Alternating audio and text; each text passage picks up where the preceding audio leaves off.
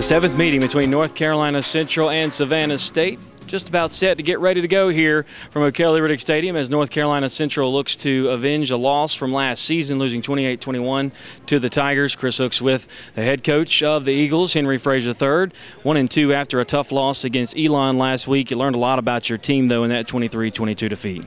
Yeah, we did. I tell you what, I learned a lot about the team, learned a lot about the Eagle faithful and how supportive they are, and the fact that we have a lot of pride, you know, school pride, and we're going to play to the last whistle, and we're going to give our absolute best. And as a football coach, that's all you can really ask for. And then we just got to do a better job of getting the guys in the best possible position to be able to make plays, and we will as football coaches.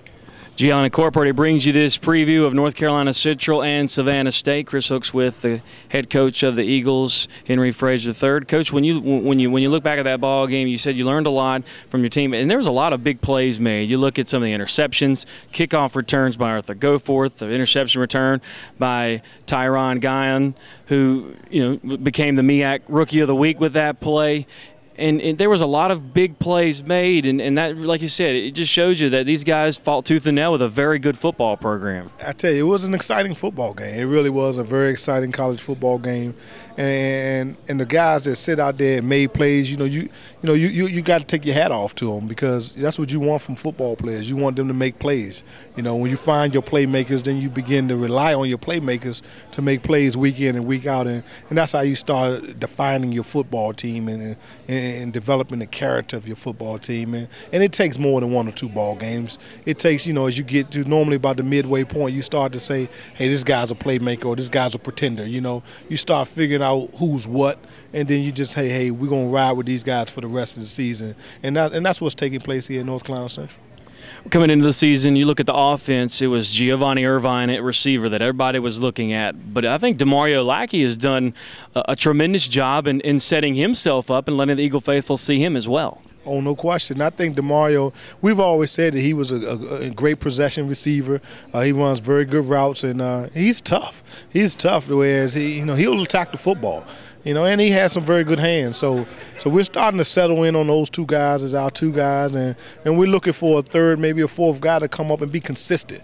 We have those guys out here, but we want them to be consistent, where they make plays, and we can count on those guys. So we're still looking for those guys. Maybe one or two more receivers to be consistent, and then I think we can. I like to have me four guys I can count on at the receiver, and then we got two or three guys at running back that we think can get it done, and then it's going to help us in terms of our identity as an offense. Michael Johnson just recently passed the 4,000-yard mark here at North Carolina Central, and I think you've said it best that he can be a great quarterback, and he's done a pretty decent job to this point here this season. Well, what is it that makes him go? Well, Mike needs to be protected. He's not your 4-5, your 4-6 quarterback. He's a pure pocket passer, but he's a knowledgeable football player. And I said it before, and I'll say it again. If given the time, I think he can pick any defense apart. And we have to do a better job of just protecting him, and then do a better job of just giving him more options in terms of check downs and different things. And I think he'll take advantage of it, because he's not trying to do things outside the system. He's doing pretty much what Coach tells him to do, to the best of his ability, and he's made some really great plays for us, and he's done some things that not so well, but his good plays outweigh his bad plays, easily by 3-1 easy. So we know we have a good quarterback in Michael Johnson, and we're going to continue to support him, continue to feed him, and continue to put him in a position where he can make plays. Defensively, the run defense has been as good as it's been around here in quite some time. And you look at the numbers last week and saw Aaron Millette put up those big numbers, but those are a little bit deceiving a little bit. I thought the defense, there were some things they probably could have done better, but I felt all in all our defense has been pretty solid all year. Like you said last week, they had 2,000-yard backs, in terms of their career rushing. So if you loosen the box, they would have kept running those guys in there. So we had to take away the run.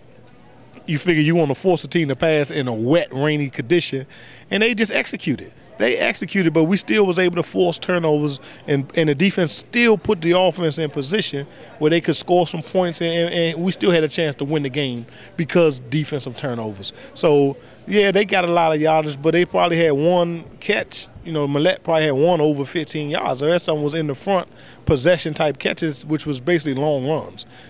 So you got to give up something. You can't take away everything. I know the fans and everybody will want you to say, take away the run, take away the pass, take away the short pass, take away the long pass, take away the screen. You just can't do it. You have to pick your poison and then you have to run with it. So we decided to take away the run and take away the deep ball, and that's what we did. But then, to Elon's credit, they took what we gave them and they executed it. And then when they had their chance to take shots, they took it and they were able to execute. When you look at this contest, it's MEAC play, Savannah State, first contest as an FCS member now. A lot really riding on this ball game. If anybody has aspirations of championships for the conference and all that, it begins right here. Yeah, we talk about competing for championships, and that's what we want to do. And the next 8 games, they all in the same situation, and hopefully we can continue in that voice, talking about championships, because that's the goal.